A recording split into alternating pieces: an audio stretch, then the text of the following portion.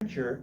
They make furniture, but and nice songs, good music, but uh, it's hard to believe that she was really the incarnation of God too. So there was a lot of that sort of thing. The Oneida organization was kind of a communistic group that practiced free love, that lived with, that they slept with everybody's wives, in a, and not as brothers, not as brothers and sisters, not as brothers and sisters, and so there were a lot of rather strange religions being developed on the east coast of the United States. Well, Joseph Smith then, he decided that what happened is across from the house, you can go to upstate New York, and you can see the house that they lived in.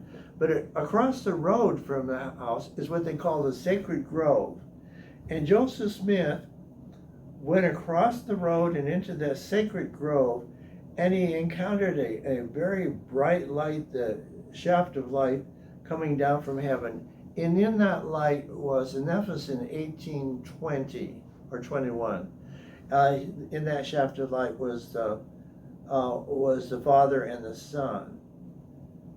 And he was asking the question, there are so many religions going around, which is the right one? And the answer that came from God was, none of them are right. And in that then, that vision, if you go to any of the shrines, for example, in Salt Lake City, if you go down to Temple Square, they have places you can go as a tourist center, and they have these beautiful paintings and pictures. And there is a picture there of Joseph Smith, who was rather young. He was a teenager at the time, and he this vision didn't used to be, but now is the prime conversion story for the Mormons who go to your house, and the thing is believing that there was an era of darkness all the way up to this point. The beam of light means that God is now breaking through this murky darkness that is enshrouded the world in, caused by Catholics and Protestants. See, the Book of Mormon says the Protestants are just as bad as the Catholics. They were kind of like a cheap knockoff of the original mother of abominations. And so the Protestants don't like that either, and they're more active in terms of giving Mormons a bad time. But we Catholics have suffered a lot of persecution too, and so we just don't believe in persecuting people for religion, and we're not going to do it. And we should respect, and we actually should protest when it was anti-Semitic. If people want to badmouth the Jews, we should speak up and say, wait a minute, this is not right. You shouldn't be saying this. Or anti-Muslim or anti-anything, but including anti-Mormon. That's not right. We should protect their reputation rather than agree with all of this kind of persecution. So anyway, so this vision of the light breaking through the darkness is started in the year 100 when Satan founded the Catholic Church, they believe, and then to the 1600s when the Protestants broke off from the Catholic Church but got it even more wrong. Then it was up to the time that the Book of Mormon was written, and that now we have God breaking through this new message. So I'm signaling because I don't want to go over the time, because this is going to be a 3-part series, and I don't want to have to put too much on one. So anyway, the other thing was the fathers, and now there are problems with that, because in 1842, 1842, Joseph Smith had made subsequent explanation of this vision. At first it was just a single, and that was, I don't know the sequences, but one vision was of the Father, Another one is the Father and the Son together. Another description is angels. So which one is it? So that's a problem that has to be ironed out. And the LDS have an explanation for that. Or maybe they don't know that Joseph Smith gave a lot of different stories. But whatever it was, that makes him a prophet. You see, he's a seer. And therefore, this church is superior to mainline Catholic and Protestant churches because they have this direct link with God, and God can give them messages even now. And then they have the Book of Mormon, and then they also have the church itself as a witness. So, like I said, that's their tripod. So now there's another thing is that in the Book of Mormon, the book was written about the 10 tribes of Israel, lost tribes of Israel, showing up in the New World, and what that was all about. There were different groups and so forth. And I'll talk about that when we talk about the doctrine. But there was a great battle, and the Nephites and were completely killed off. They're the white people, were completely killed off. And the battle took place in this hill called Cumorah, which is near, Joseph Smith's home. But in it was buried a golden plate, and then Joseph Smith, who was used to using what we call a peep stone. When they were digging a well, there's this stone that is brown, chocolate brown, about the size of an egg, but not shaped like an egg. It's more flat. And he would look into that stone, and he would see buried treasure. And then he started a company. They started, the dad and the son together started a company to get people to invest in it, because they had no means. They were poor, and invested to buy picks and shovels to dig up the treasure. Well, they took the money, but they never did the digging. And so anyway, as a matter of fact, Joseph Smith, and I think they'll say that was a rumor that was stuck to them that's not fair. But Joseph Smith was arrested and convicted of using a peepstone because it's a con thing. And they claim it isn't true, but they found the bill in the courthouse basement that actually lists the conviction, the arrest and conviction on it. So he took this peepstone again, and he looked at the golden tablets, and he was able to translate the golden. They were written in on kind of like a Reform hieroglyphics, and at the time, Egyptian hieroglyphics had not been understood. They have not been translated. They were shortly thereafter, but at the time, this writing on the tablets was both in hieroglyphics, and I think it also had the English as well. And he looked through the peepstone, and then he translated and write it out. Well, he had a friend, Marvin Harris, who was helping finance. Marvin Harris was a very wealthy farmer, had given him money to finance all of these things, like getting the book all written and published and so forth. But as Marvin Harris's wife protested, she said, "I want to see the book. We're putting out all this money for this Joseph Smith, and we don't even know that it exists." So Joseph Smith gave him the written copy of it, and Marvin Harris lost it. And we don't know where it went. It could be that Marvin Smith's wife burned it. We don't know for sure.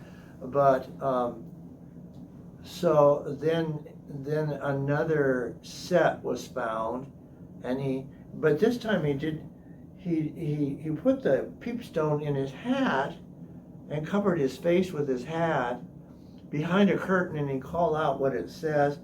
And then I think it was a man by the name of Caudry, and also his wife Emma copied it, you know.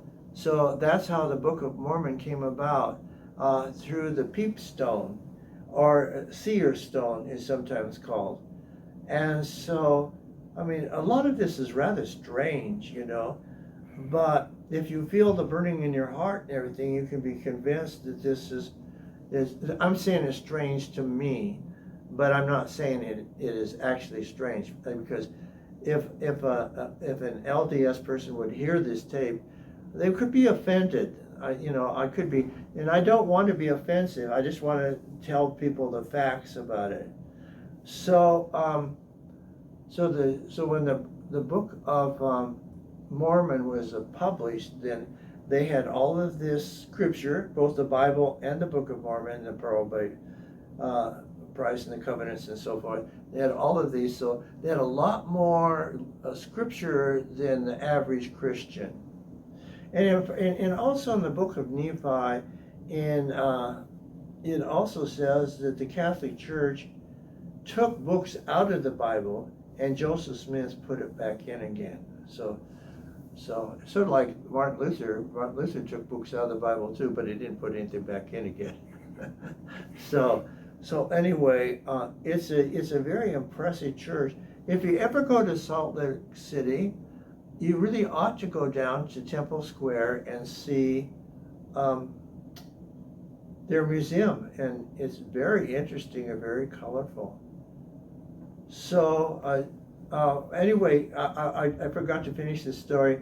Joseph Smith was arrested for using a peepstone, but he took what we call leg bail. You know what leg bail is? He ran away. But he was a teenager. He was just a kid when that happened. So I think they decided, I know they decided, well, he's just a kid. Well, we'll talk to him about it and we'll just let him go. And so I mean, it wasn't that he had any kind of a record as such. So the story about where it comes from and the beliefs is one thing, but then the history is another thing. As you know, Joseph Smith was killed in the jail that he was being held in. And I think he was being held to protect him, because there are people who are very angry about Mormons, that he was in jail, but a mob attacked the jail with guns and wanted to kill them. And he then had guns himself and tried to fight his way out, and he got killed. So the Mormon Church calls him a martyr. A Catholic Church would not call him a martyr because, for example, we have Vince Capodanno, who has just been declared a saint. He was with the Marines in battle and was killed in battle, but he's not called a martyr, because when you're at war in a battle, that's a different thing than to face in death to defend your faith, to be strong in your faith. So, but nonetheless, probably it was really unfair that happened to him, but he was followed by Brigham Young. You've probably heard that. There's Brigham Young University, a very important follower of Joseph Smith, that got the Church of Latter-day Saints established in Salt Lake City.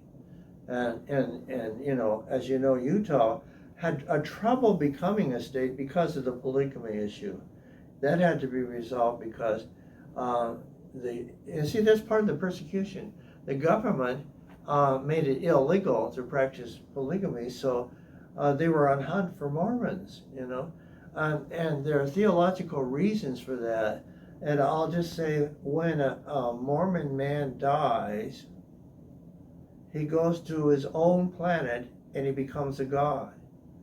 But he has to have a lot of wives to take with him, because he doesn't want to establish a new society on a different planet and practice incest. So he has all of these wives.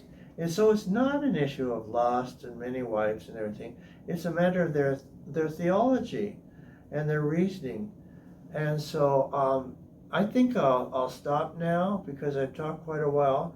And if I haven't bored you out of your skull, I hope I've been interested enough to follow it up with what the Mormon Church or Church of Jesus Christ of Latter-day Saints actually teaches as their doctrine. It's very interesting. And I do want to say that in the Hill of Gomorrah, where all of this battle took place, there's a archaeologist. I'm interested in archaeology. I wanted to throw this in before we stop. His name is Ferguson, and he taught at the University of Utah, and his mission was to go out and find archaeological evidence for the Book of Mormon, and especially that battle at Gomorrah. And he couldn't find anything.